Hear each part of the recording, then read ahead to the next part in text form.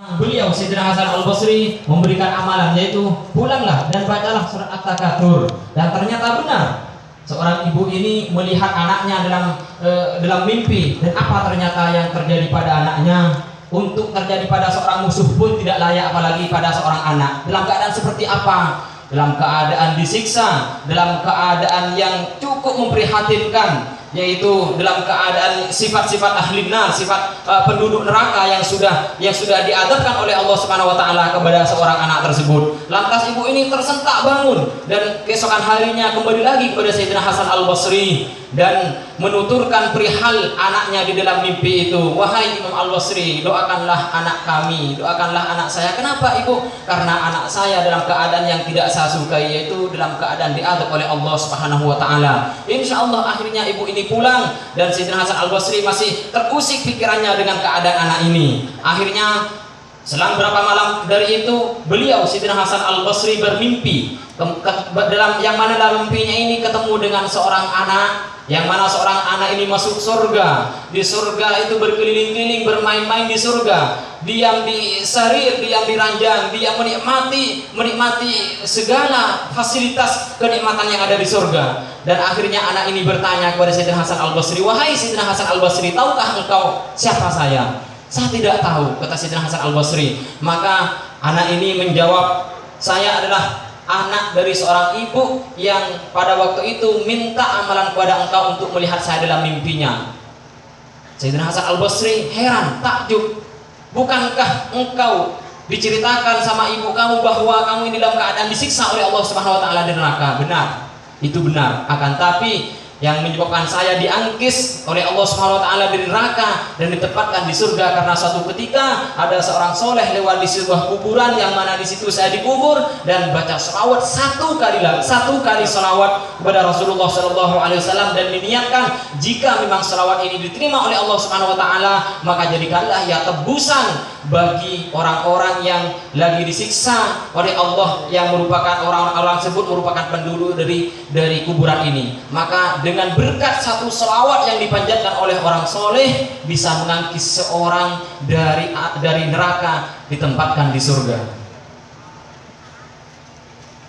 Min jumlati ma dzakara wa hadha alladhi fahimtuhu Maulana As-Sayyid علي زين العابدين الحامد في كلمته حديثا عن النبي صلى الله عليه وسلم علموا أولادكم ثلاث خصال من أولها محبة نبيكم صلى الله عليه وسلم، ولن يصل المرء إلى محبة رسول الله إلا بلهج اللسان وكثرة الذكر وكثرة الصلاة عليه صلى الله عليه وسلم.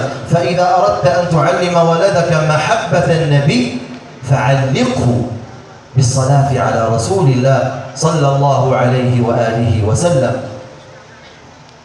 Termasuk sebagian dari apa yang dapat beliau tangkap dari pidato sebelumnya yang disampaikan oleh Habib Ali, bahwa ada 3 hal yang perlu diajarkan oleh kita, seorang bapak, orang tua kepada anaknya, yaitu yang pertama, bagaimana rasa cinta tumbuh dalam diri seorang anak. Dan rasa cinta kepada Nabi ini tidak akan tumbuh kecuali dengan menyebutnya dengan berulang-ulang dan berselawat kepada Rasulullah Shallallahu Alaihi Wasallam. Karena dengan seperti itu, dengan banyak menyebut, maka kecintaan orang yang disebut akan tumbuh dalam hatinya. لنظهر الفرح في شهر ربيع، لنكثر من الصلاة على رسول الله، لنذكر بعضنا بالصلاة على رسول الله صلى الله عليه وآله وسلم. فالمذكر بالصلاة على رسول الله له أجر من صلى عليه صلى الله عليه وسلم.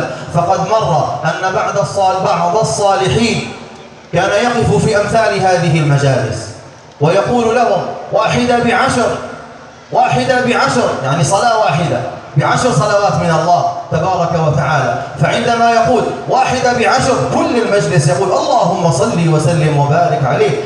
فرأى هذا الرجل المذكر، رأى الحبيب الأعظم صلى الله عليه وسلم في المنام وهو ينظر إليه ويبتسم صلى الله عليه وسلم، ويقول له النبي يقول للصالح 1 ب10، رضي عن فعله، فله أجر من صلى على رسول الله sallallahu alaihi wa alihi wasallam. Mari hendaknya kita menampakkan rasa kebahagiaan kita di bulan Syahr Rabiul Awal ini, dan memperbanyak salawat kepada Rasulullah Sallallahu Alaihi Wasallam, dan mengingatkan teman-teman yang lain, mengingatkan tetangga dan keluarga untuk selalu berselawat, memperbanyak salawat kepada Rasulullah Sallallahu Alaihi Wasallam. Karena pahala orang yang mengingatkan kebaikan, apalagi salawat, itu tak ubahnya pahalanya orang yang memanjatkan salawat yang diingatkan tersebut. Karena ada seorang yang menyerukan pada sebuah perkumpulan seperti ini, ada satu orang yang menyerukan kepada para jamaah yang lain, satu pekerjaan dengan 10 kebaikan, satu pekerjaan dengan 10 kebaikan. Apa maksudnya? Dipahami oleh yang lain bahwa orang ini memerintahkan untuk selawat karena satu selawat akan dibalas oleh Allah Subhanahu wa taala dengan 10 kebaikan, sehingga orang yang hadir pada waktu itu dengan sendirinya terpancing dengan perkataan ini, maka semua orang berselawat kepada Rasulullah Shallallahu Alaihi Wasallam. Dan ternyata suatu ketika orang ini dimimpikan oleh orang lain bahwa orang ini melihat Rasulullah, dan apa yang dikatakan oleh Rasulullah, perkataan yang disuruhkan oleh orang ini di majlis diulangi lagi oleh Rasulullah, yaitu satu pekerjaan dengan 10 kebaikan. Dengan seperti itu berarti Rasulullah Shallallahu Alaihi Wasallam rela dan senang dengan apa yang dikerjakan oleh orang ini, yaitu menyerukan orang lain untuk berselawat. Dzakkara an-nasa bis-salati ala Rasulillah sallallahu alaihi wa alihi wa sallam, فكانت الجائزة رؤية الحبيب الأعظم صلى الله عليه وآله وسلم. يلا قل لهم واحدة بعشر، ما نايمين كلهم، واحدة بعشر. اللهم صل على سيدنا محمد. اللهم صل على سيدنا Muhammad.